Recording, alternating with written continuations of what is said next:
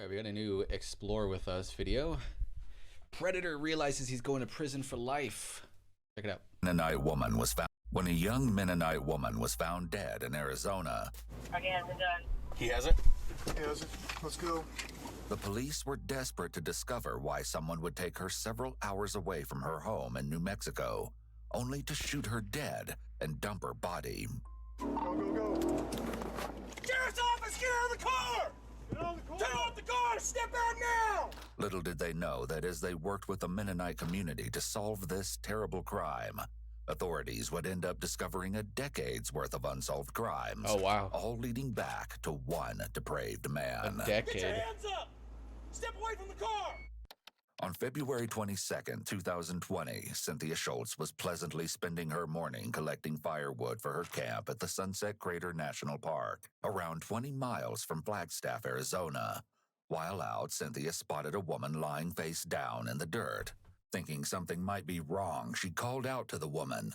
However, when she didn't respond, Cynthia had a horrifying revelation.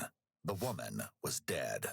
Cynthia alerted the authorities, and soon the area was swarmed with police, trying to get to the bottom of this tragedy. He didn't move or nothing. He just went and checked her, and okay. Rigid is a rigor mortis. She was real stiff, cold. It was immediately clear to the detectives that this case was a homicide, as the victim had a gunshot wound to the head, Oh, God. and her hands were bound together with duct tape.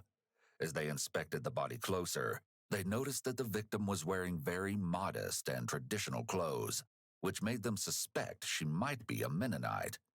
Mennonites are a Christian denomination that practice a conservative lifestyle, dedicating themselves to their religion and only using technology that's strictly necessary, such as basic phones. Through forensic comparisons, the police were able to identify the mysterious victim as 27-year-old Sasha Kraus, a Mennonite woman who had gone missing from New Mexico on January 18th, over a month before she was discovered. While police may have finally been able to give their victim a name, it was now time to uncover her horrific story and find out the truth about how she ended up murdered in a national park nearly 300 miles from her home. Through interviews and investigation, the police were able to determine that Sasha was a Sunday school teacher who had worked and lived on the Lamp and Light compound, a Mennonite community in Farmington, New Mexico. On the night of her disappearance, Sasha was making a quick late-night stop by the Sunday school to finish an errand. When she failed to come home that night, Sasha's roommates alerted the community, and the police were soon involved. Unfortunately, the case had hit a dead end fairly soon after beginning, and it seemed like Sasha had simply vanished into thin air. However, not only did authorities now have Sasha's body, they were also able to recover her phone, a key piece of evidence that could likely point them in the direction of their killer. Through phone records, the police were able to deduce that Sasha hadn't just vanished. She'd been kidnapped. As her kidnapper drove her to Arizona, Sasha's phone could be seen pinging off of select phone towers before it died. Throughout her entire trip to Arizona, there was only one other device pinging off of those same towers, and it belonged to a man named Mark Gooch. Gooch. Mark Gooch was an airman working at Luke Air Force Base in Arizona, and at first glance it appeared he had nothing in common with Sasha outside of his cell phone records.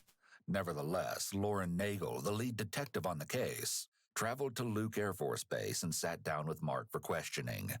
Detective Nagel introduces herself as Detective Jones, as she got married at some point between this interview and her appearance in court. Okay. Hi, thank you for your patience. Congratulations. That wouldn't work out that way. I asked you to come talk with me, and then, obviously, I need a phone call, right? Alright, so, I'm Detective Jones. I'm with the Sheriff's Office. I'm sure you're wondering what I want to chat with you about. Of course, I'm about to fill you in. We just gotta go through some procedural stuff first. The interview takes place in an interrogation room on Luke Air Force Base and is an ideal setup according to the Reed technique. A popular method of interrogation. What, make them comfortable? There's no barrier between Detective Nagel and Mark, allowing her to observe all of his movements and nonverbal communication. The walls appear to be bare, which is intentional to minimize distractions. It's also helpful that there's only one detective present, which can make the interview feel less threatening. Additionally, Mark is seated near the door, which helps send the message that he's able to leave at any time. This may make him less defensive and more likely to talk. It can also help prevent any false imprisonment claims later. Detective Nagel and Mark speak briefly about his responsibilities as a mechanic in the Air Force before the detective asks about Mark's life back home. So what'd you do before Air Force then? I worked in the diesel mechanic shop for about a year and did construction as well and grew up on a dairy farm. So. Oh yeah? That's pretty cool. Do you have siblings? Yes, ma'am. 6. Oh wow, really? Yep. Okay, big family. Yeah. Tell me about them, like how many brothers, sisters? 3 brothers and 3 sisters. Okay, got it. And where are they at now? All over the country. All over? Yes, ma'am. Are you the youngest? Yes, ma'am. Okay. Who would you say you're closest with? Are you the stupidest? I don't know, we kind of got separated pretty good after everybody started moving out. So you're not close with any of them then? I talk with them on the phone here and there, but I'm probably closest. Maybe my brother back in Wisconsin. Oh, gotcha. Which brother's that? It's Sam. Sam. Okay. Mark comes across as a polite, well-mannered airman, but as we'll see over the course of the interview, this is just a facade. So what do you do on your time off? Play on my computer sometimes, play some games. Oh, yeah, what go games? hiking as much as possible. But work League of on my Legends? car What's your life rank? a lot What's your too. main? Try to stay active. Cool. Do you like go to church or anything like that? No, man, church closed down. Oh, that's closed too? Coronavirus. Got you. Is that something that you did before it closed? Yes, ma'am. Oh, okay. Yes, ma'am. I would attend church quite a bit. Okay. If you don't mind me asking about that, what kind of religion did you grow up in? We grew up in a Christian, I guess the religion, I guess is how you call it, but Christianity is how I was raised. Oh, okay. Any like specific denomination of Christianity? Mennonite. Mainly, they were called Mennonites. Oh, here we go. Or Amish. I'm not sure how. Oh. He grew up a Mennonite? Not really. Tell me about that. But basically, drive darker colored vehicles. We use flip phones when you have internet, stuff like Why that. dark So colored? It was pretty sheltered, you could say. Pretty sheltered. Difficult. I got it. With this admission, the police now have another unexpected link between Mark and Sasha. They're both Mennonites. When the detective brings up the topic of religion, Mark starts to fumble with his words, indicating that the topic of religion may be something Mark doesn't want to talk about. In that last 6 months, have you traveled out of state anywhere? Yes, ma'am. When I came down here, I drove my car from Wisconsin down here. Oh, okay. So you drove from Wisconsin to Phoenix. Correct. Anywhere else? Pretty much stay in Arizona. I try to do as much hiking as possible. Mark doesn't know it yet, but he's just been caught in his first lie, the first of many. Using words like pretty much, mostly, and similar sentiments are qualifiers and often throw up a red flag to detectives. These words usually indicate half-truths or that there's something the individual may not wish to disclose.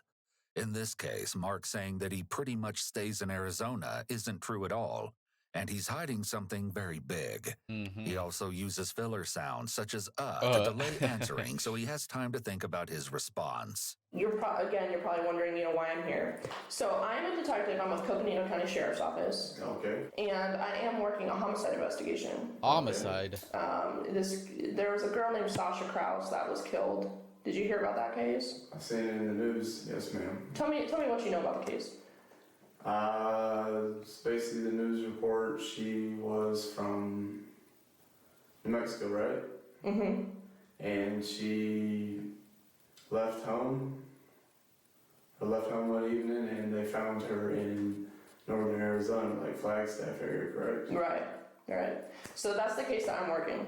Any idea now why I'd want to talk to you at all?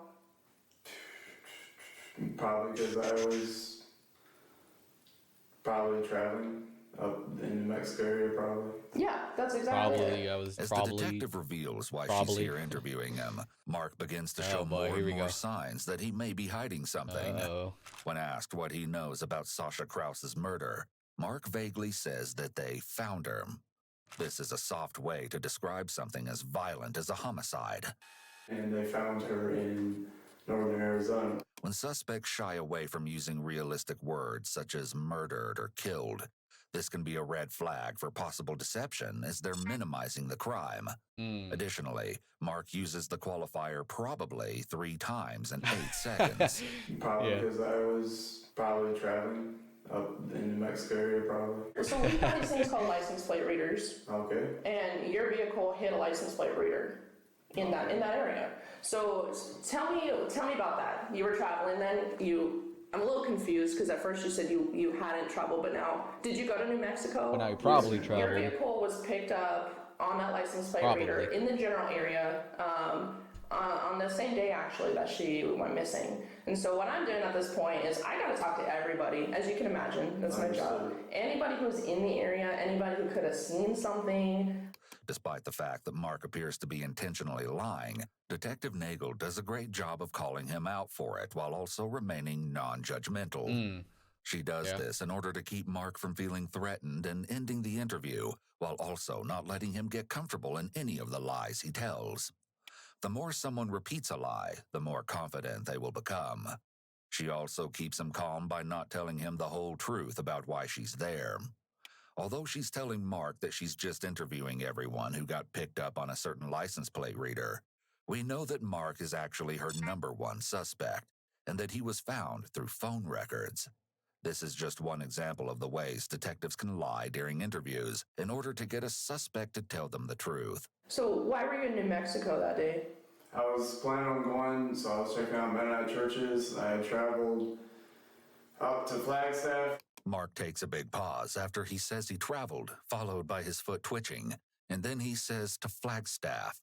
I had traveled up to Flagstaff. This is something called a cadence switch, which is essentially a disruption in the flow and inflection of speech.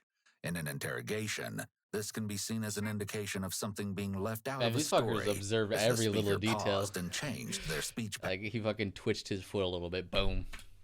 Cadence switch. Yeah. They were closed due to coronavirus starting up. And so I figured I'd go check out a Mennonite church up in that area. So I knew some people from Wisconsin that used to live there. And I wanted to go just attend because I've really been missing that social life. Yeah. I used to have at Mennonite churches. Is there any reason why you didn't tell me when I asked you if you've traveled? You didn't mention that to me. Is there a reason that you didn't? No, man, I'm sorry. My memory just, I don't know, it's not what it used to be. I'm tired today. I'm sorry if I failed to mention that, but Okay. I was not trying to hide or withhold information. Okay, thanks. Once again, Mark is caught in a lie. While explaining why he was in New Mexico, he mentions that he was wanting to go skiing. However, the ski resort he drove to, the Arizona Snow Bowl Ski Resort in Flagstaff, was closed due to COVID-19 restrictions. In actuality, the Snow Bowl didn't close for COVID until March, well after Mark would have been there on January 18th. As he says this, he half Someone's shrugs fibbing. with his right shoulder. It's barely perceptible, but lines up when he says, "I don't know." Internally, he does know, and is just making excuses, but he's not confident in his memory excuse. Mark is also sitting with his leg crossed in a way that creates a barrier between himself and the detective. He switched to this guarded position after he was asked about traveling. Or When he's trying to kind of questioned match about her why he position. didn't mention this trip earlier, Like, Mark's that's a military psychological thing. formality helps him appear more truthful than he's actually being. He refers to Detective Nagel as ma'am and immediately apologizes for not mentioning the trip because he was tired. Unfortunately for Mark, no matter how polite he is, this omission is definitely a sign that he has a reason to keep this trip a secret, and the detective has certainly picked up on that. Do you remember that day then when you went to New Mexico?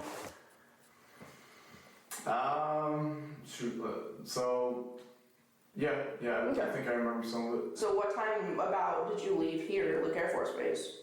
Probably left fairly early in the morning. Okay. And then what time did you say I was in the area? I have to go grab I've got like the charts, the paper. Okay. What time? Well, let's go through the day. So when you say fairly early, what does that mean to you? Probably about 7. Okay. 7 is when I left to head up there. Stopped in Flagstaff for a while. Just got some, got some fuel, I believe. This is one of the last fully truthful statements Mark says while recounting his trip to New Mexico. While he may think he's being sneaky with his lies, Detective Nagel knows a lot more than she's letting on and is ready to catch every lie Mark throws her way. Mm-hmm. Did you go anywhere else while you're in Flagstaff? Nope, no, not on the way up.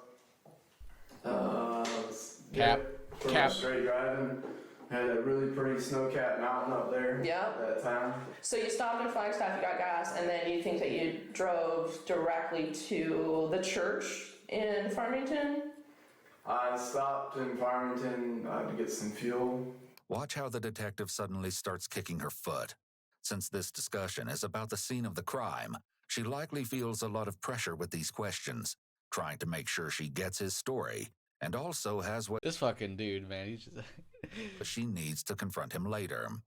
With all of his Some of these observations kind of remind me of like the kind of questions you'd get in like high school or whatever. It's like, oh, why was the curtain blue in this particular chapter? It's like, I don't fucking, because the author just shows a random color.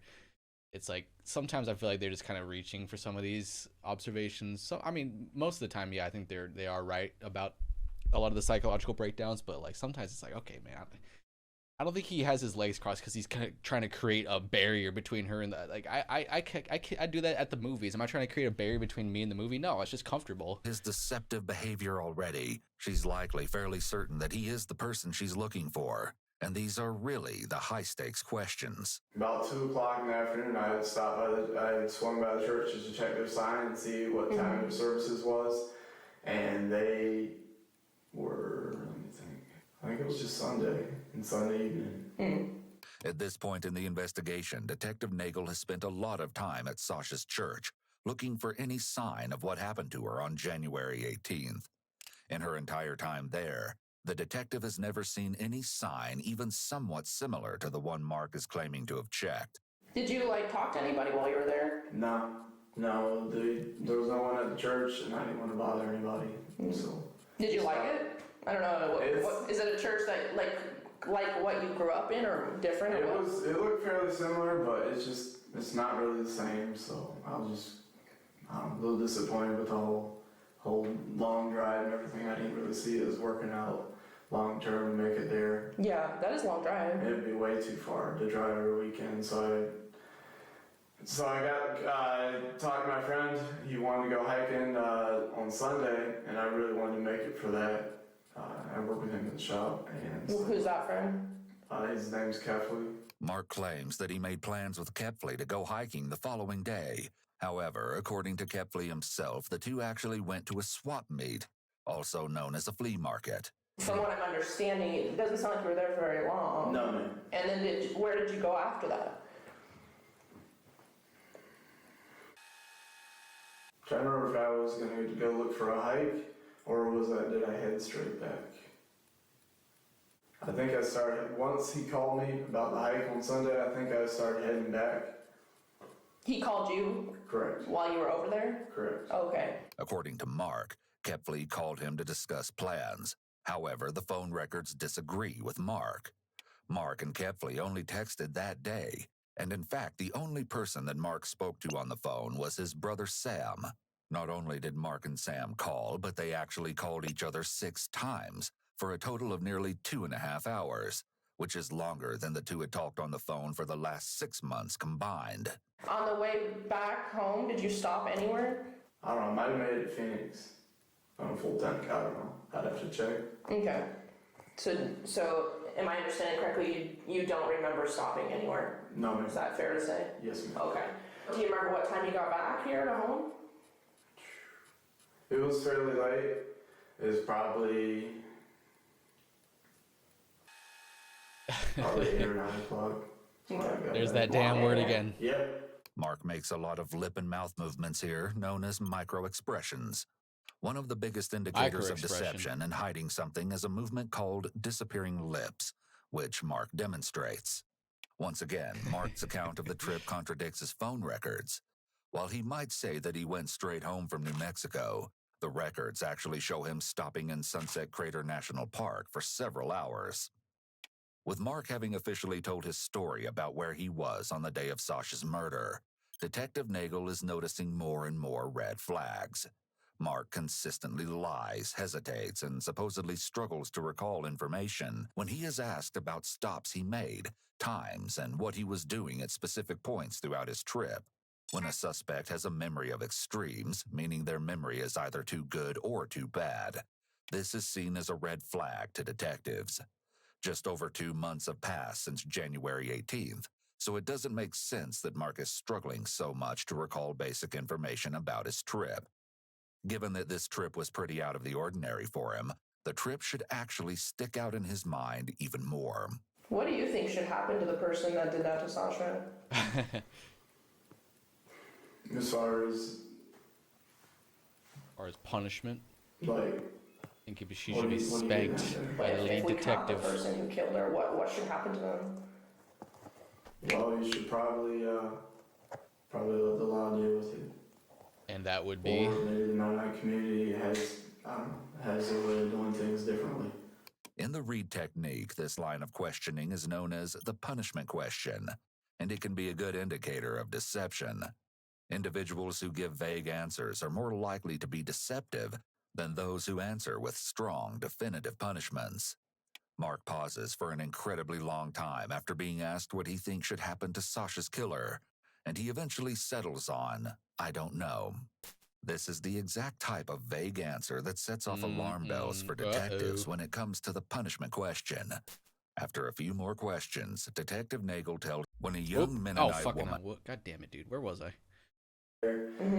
Long drive. which Mark demonstrates. Probably Question. After letting Mark stew for 10 minutes, let him cook. Detective Nagel comes back in and gets ready to really take Mark's story apart. Oh boy, here we go. And figure out what exactly it is that he's lying about. Oh shit, let her On cook. the way back, what time did you come back through the gate? it was dark. Possibly 8 or 9. Probably later than that. I'm not sure. So if what's like a reasonable time frame? So like you're saying around 8 or 9. Like what's the latest you think you possibly came through that gate? Probably could have been 1 or 2. 8 or 9, 1 or 2 is probably the most time frame that I can think of. Okay. It was dark when I came through. It's kind of a big time frame there, though. I understand. 8 p.m. to 2 a.m. is pretty different. I understand. That Okay. is pretty big. So you want to stick with that? Yes, ma'am. Now that Detective Nagel has informed Mark his story doesn't add up, it's likely that he's going to respond with even less specifics than he was before. Well, where's Hence little bro his going? 6-hour time span. If Mark is adamant that he got home at 8 p.m., but then video footage shows otherwise, it will reflect badly on his credibility. On the other hand, if he admits that it was 2 a.m. when he got home, then there's a large chunk of time that's completely unaccounted for between Mark leaving the church and arriving home. While Mark might be trying to avoid getting caught in a lie by avoiding specifics, in actuality, this just makes him even more suspicious. So what if I told you that the time that you came in the gate that morning was 6:53 in the morning? What? Would not guess it was that late. That early? That's a long time. Yes, ma'am. So how do you explain that? I stopped and slept in the car. On the way back, I had trouble staying awake. Tried to stop and sleep multiple times. That was a quick response. Couldn't really sleep. It was cold. Okay. On the drive back. Okay. Now, Mark has to scramble to fill in the gaps that Detective Nagel is no, pointing no, out. no. Mark claimed he Oh left boy, at oh 7 boy. in the morning on January 18th, and according to the detective's records, he didn't get home until nearly that same time the following morning. Not only is this around 10 hours after the original time Mark gave for when he got home, but it's almost 5 hours after the revised time he gave. It's also highly suspicious that he has never mentioned this supposed nap he took in his car on the way home. And it definitely comes across that Mark is doing anything he can to try and cover up his lies. Have you gone to Flagstaff any more than that one time? No, ma'am.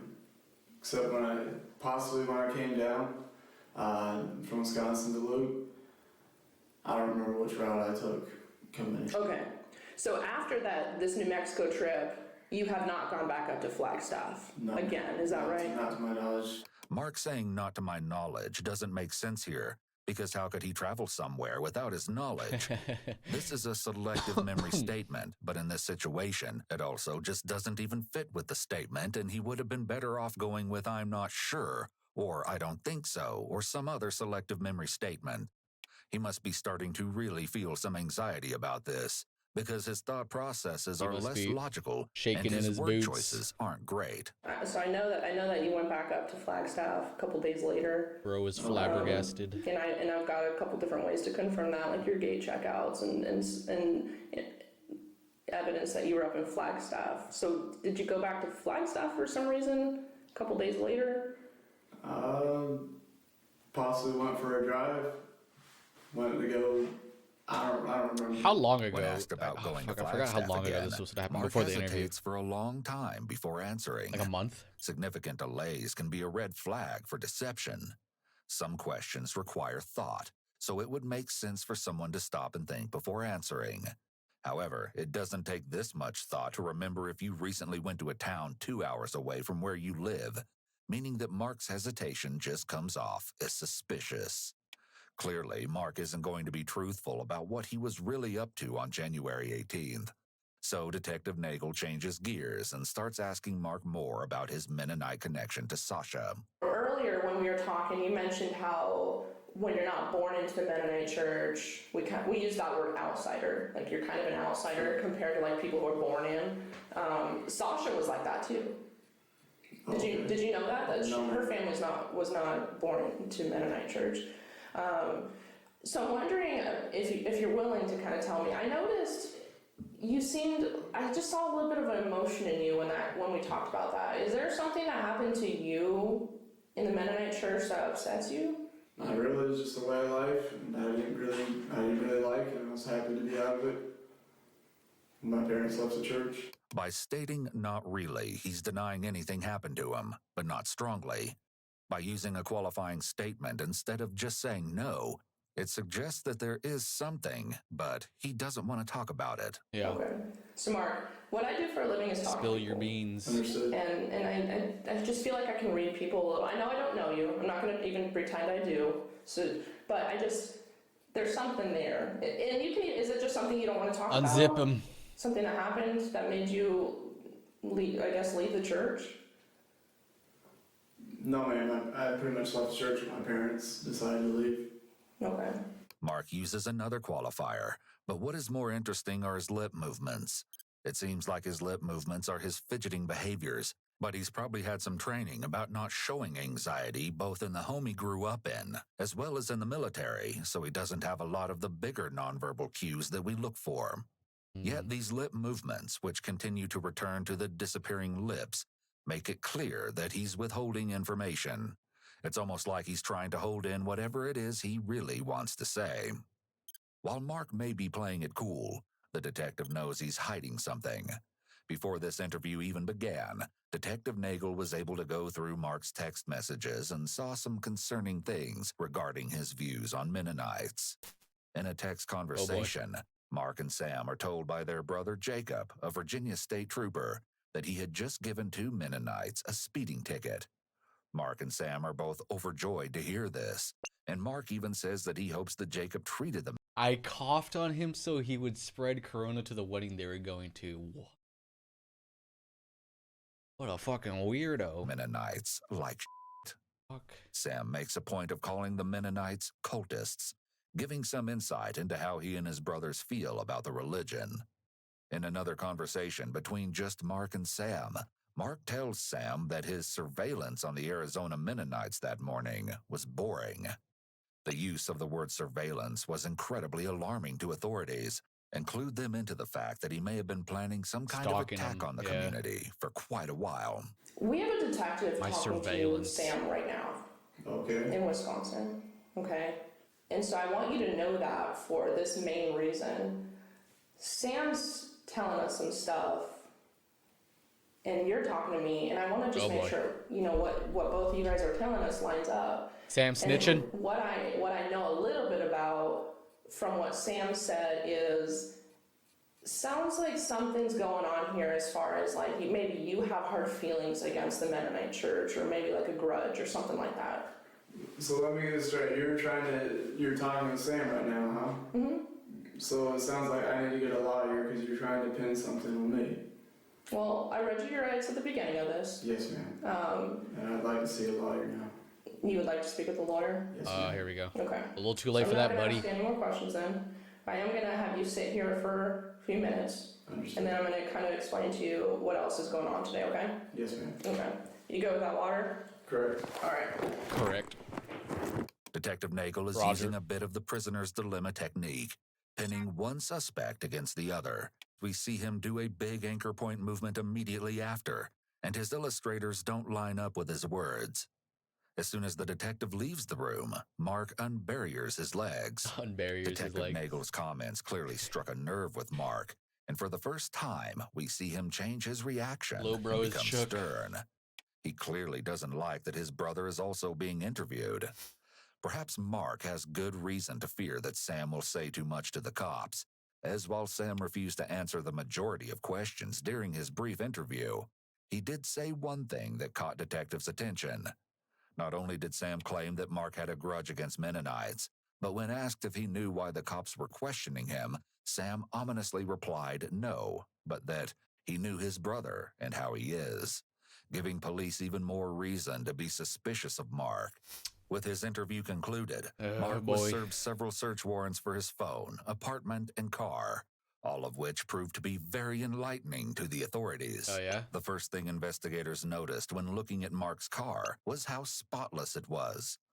Upon further inspection, they were able to Nothing wrong recover with a that. receipt that showed Mark had gotten his car heavily detailed on February 23rd. Okay, well, that's a the little day suspicious, after it sure. was announced to the public that Okay. Sasha's body had been found. There you go. Okay, yeah. Additionally, the police also discovered some black nitrile gloves in the car, alongside some suspicious stains.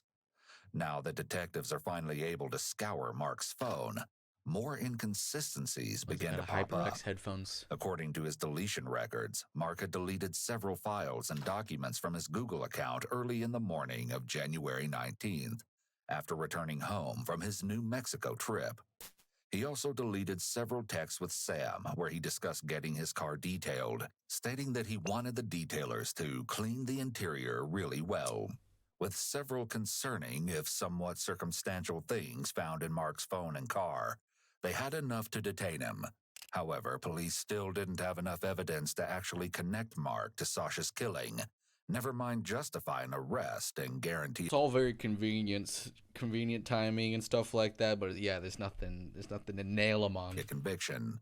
There was still the puzzling question of why, as there was no clear motive why Mark would have killed Sasha. Because he doesn't like Mennonites. Investigators soon began interviewing and interrogating the people closest to him in the hopes that they could shed some light on the case.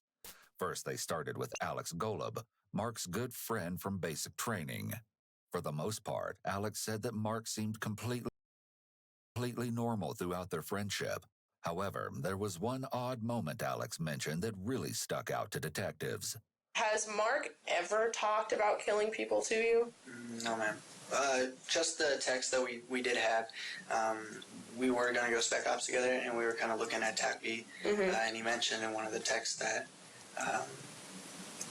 something like he'd be happy to get paid for killing people. Exactly. But I was just like, oh, I mean, that's kind of like a huge thing. It's just a weird thing to say, so I was like, oh, that's just huge. And also, you know, it's the enemy. Oh god, dude, it's just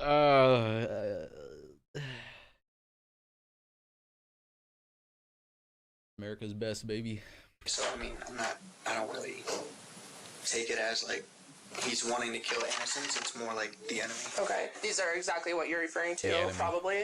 See that the highlighted conversation between you guys? Yes, ma'am. Is that what you were just talking about? Let's go TAC B together. Yes, ma'am. Do you have the one where it says he? Yes. Where it says, I would like to get paid to kill people. Right. And I don't have the next page, but from what I recall of that conversation, you didn't say, whoa, man, that's weird. Or, you know, you guys kind of just went on. I think I just typed his name in all caps because that's what I would always say. Okay. If he said something just like strange. While Alex laughed off Mark's comment, there's no denying that it's concerning. This text from Mark implies that he may have been harboring these sorts of morbid desires long before targeting Sasha. It was about respect too. Like one guy in our sister class, he had his feet up on the desk one day, and Gooch was like, "Oh, you should probably get your feet off the desk." And the other dude made a snarky comment like, "Oh, you're telling me what to do," kind of thing now. Yeah. And I could tell that Gooch got pretty mad Gooch. at that. I was like, "Calm down." Okay. From Alex's story about Mark, we can see some indications that Mark may struggle with anger control. The story is also indicative of excessive rigidity. People who are very rigid when it comes to social rules may often get into confrontations with others because they can't cope with seeing any rule-breaking behaviors they deem inappropriate. While this might seem contradictory at first, given the accusations against Mark, he may feel that the rules don't apply to him. This is a trait typically found in individuals with antisocial personality disorder. How do you remember Mark reacting to stress? Just stiff as a board, very disciplined. Never screamed back, never lost his cool, kind of thing. Okay. You'd see his face get red, but I thought he was just embarrassed. Alex describes Mark as stiff as a board and mentions his face turning red. These traits, in conjunction with how we saw Mark acting during his interview, could be signs that he's emotionally cut off. This is another trait that's common among individuals with antisocial personality disorder and is tied to their overall lack of empathy. While these few indicators certainly aren't enough to give Mark a full diagnosis, they can give us some insight into how he might think. As investigators question those around Mark, they learned something very interesting that could blow this case wide open. Oh boy. According to Kemper Kepley, Mark's best friend at Luke Air Force Base, Mark had secretly kept a gun on base for several months. However, he'd recently given the gun to another friend to store off base. Detectives were quick to track this gun down and bring it in for testing, which showed that it was the same caliber as the bullet that killed Sasha. However, while the police were in possession of Mark's gun, the case took a turn none of the investigators were expecting. I got a text just...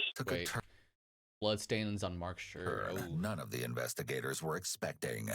I got a text just a few minutes ago from Sam Gooch that said Mark Gooch had said that I could help him out with his possessions. The detective is fine with Kemper working with Sam to get some of Mark's belongings. However, he does have one request. He starts asking about the gun. That's what we want to know about. Right. Okay. And don't, provide him any information that you know about the gun. If you can help that. So, we're asking you not to do that. Within a week of this call with Kemper, detectives were notified that Sam had reached out to Jeremiah Levesque, the last person who had Mark's gun before it was given to the police.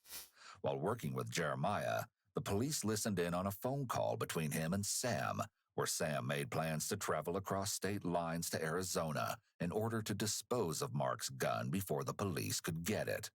In the call, Sam told Jeremiah, "Considering what's going on, if you're comfortable, I would say get rid of the gun any way you deem fit. If not, I will deal with it whenever I get there." Jeremiah was then able to arrange a meetup point with Sam where they planned to trade Mark's gun. However, unbeknownst to Sam, Jeremiah had been given a replica gun by the police, and officers were going to be covertly hidden around the meetup site, waiting to make their arrest. Get him, boys. Get him. Target just pulled into the second parking spot. Get him, boys. Get his ass. Yeah, no problem. There you go, sir. Hey, move. That's good. Hey, call it in. I can't. My phone. Where's your phone? Target's getting back in his car. He's got the gun. Target has a gun. He has it? He has it. Let's go. Go. Go, go. Take his ass.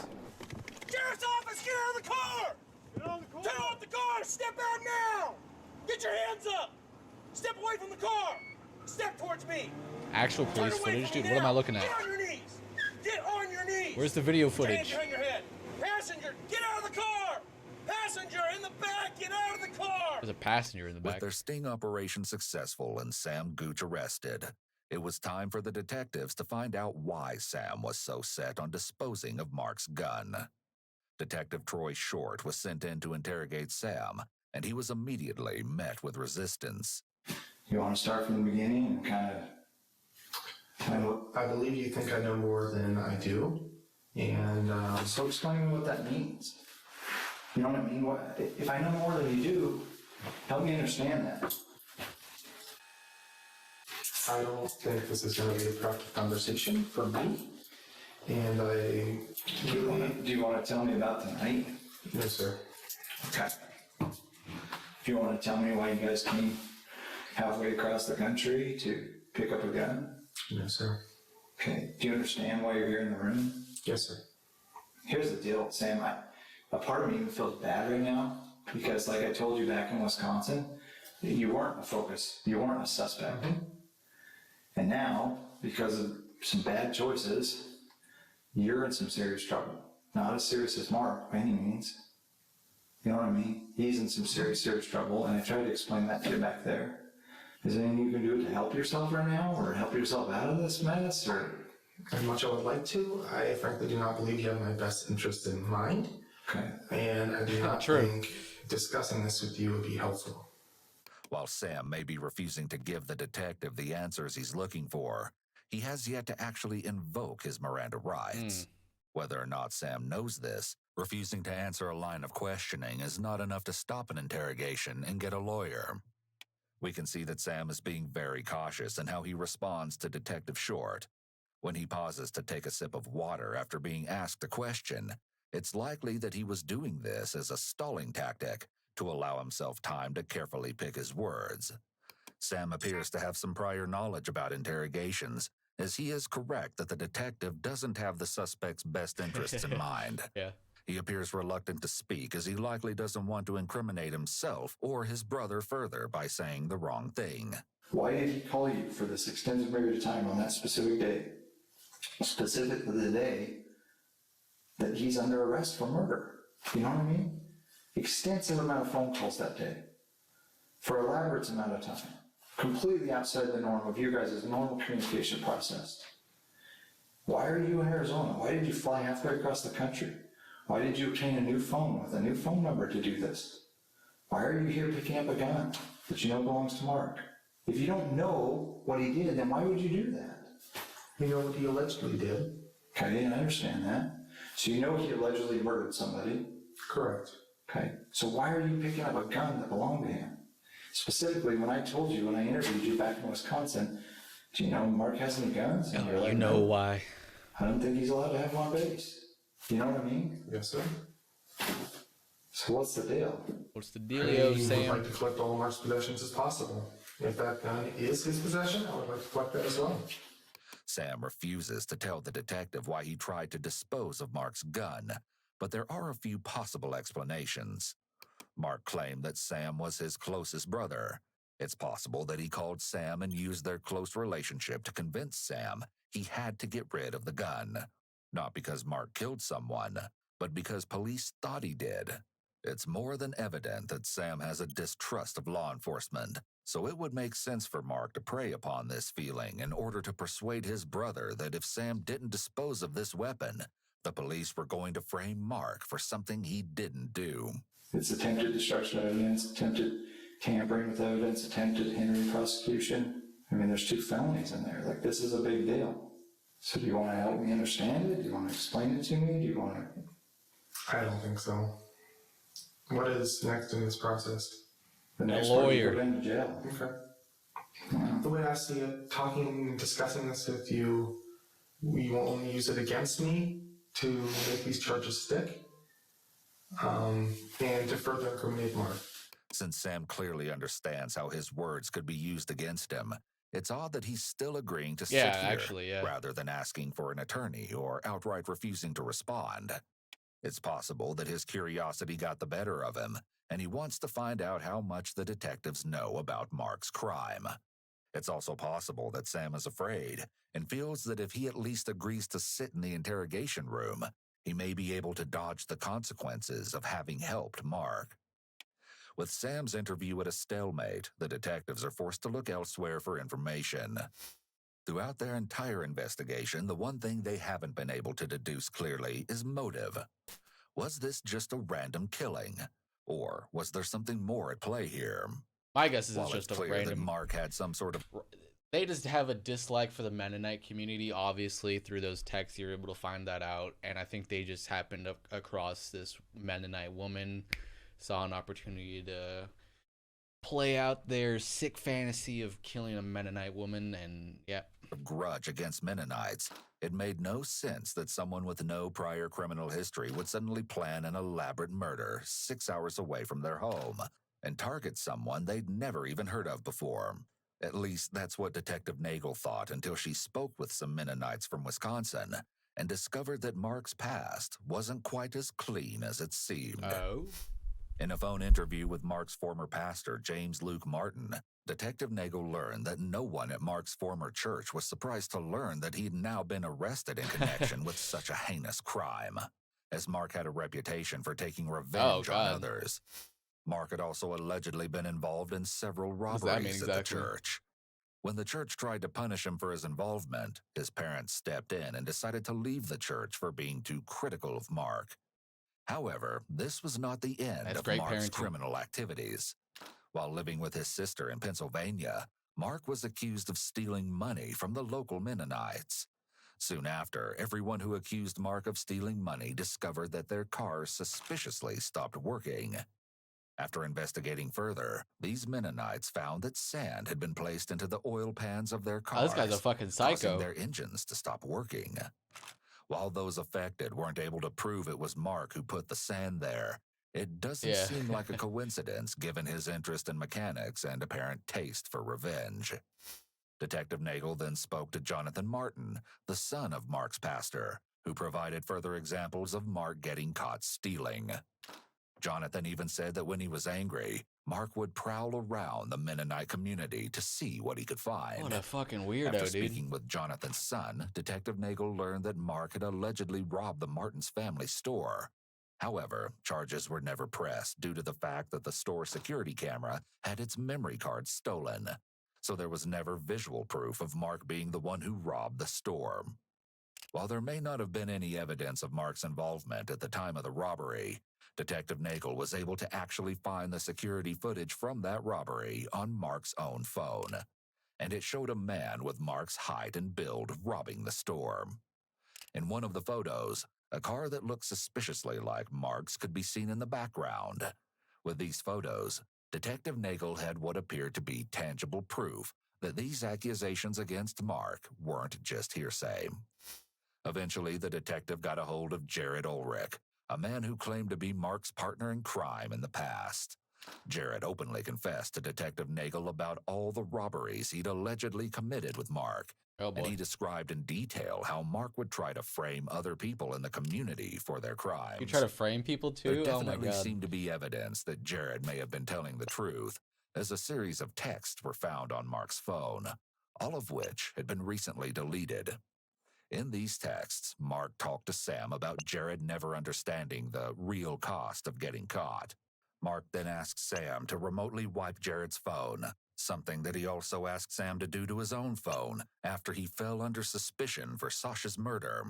While all of this information against Mark was damning enough, there was still one more disturbing truth to learn. Through many more interviews, Detective Nagel was eventually put in contact with Andrew and Galen Headings, a pair of brothers who were close with Mark during his time in Wisconsin. Andrew recounted a time where he had confronted Mark for stealing, and during their conversation, Mark was so cold and bitter that Andrew said he feared for his life. Oh, God. Galen had an even more disturbing revelation for Detective Nagel, as he told her about Mark's alleged inappropriate actions towards women.